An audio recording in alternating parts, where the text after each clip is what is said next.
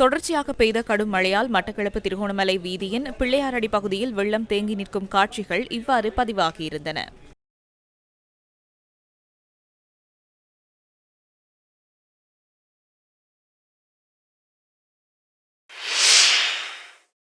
இதனிடையே மாத்தளையில் 2 இடைத்தங்கல் முகாம்கள் ஸ்தாபிக்கப்பட்டுள்ளதுடன் அவற்றில் 399 குடும்பங்களைச் சேர்ந்த 1423 பேர் தங்கியுள்ளனர். மாத்தளை ரத்தோட்டி பிரதேச செயலாளர் பிரிவுக்குட்பட்ட ரத்வத்த கீழ்பிரிவில் உள்ள இடைத்தங்கல் முகாமில் 8 குடும்பங்களைச் சேர்ந்த 29 பேர் தங்கியுள்ளனர்.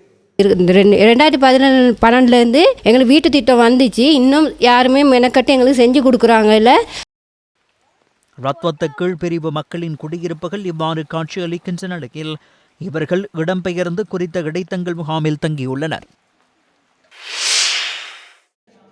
இதனிடையே கண்டி பன்வில கலாபுக்க தோட்டத்தைச் சேர்ந்த 70 பேர் விபுலானந்தா தமிழ் வித்தியாலயத்தில் தங்க வைக்கப்பட்டுள்ளனர். மண்சரி பவாயத்தினால் 26 குடும்பங்களைச் சேர்ந்தவர்கள் தற்காலிகமாக பாடசாலையில் தங்க வைக்கப்பட்டுள்ளனர். எங்களுக்கு ஒரு இடத்த எங்களுக்குன்னு இந்த வீடை கட்டித்தாங்கன்னு தான் நாங்கள் கேட்குறோம். அதை தந்தபாடில்லை. யாழ்ப்பாணம் தெல்லிப்பளை பிரதேச செயலகத்துக்குட்பட்ட மல்லாகம் தெற்கு கிராம சேவையாளர் பிரிவின் இக்ரானி கிராமத்தில் வெள்ள நீர் புகுந்துள்ளமையினால் குடியிருப்பு பகுதிகள் வெள்ளத்தில் மூழ்கியுள்ளன.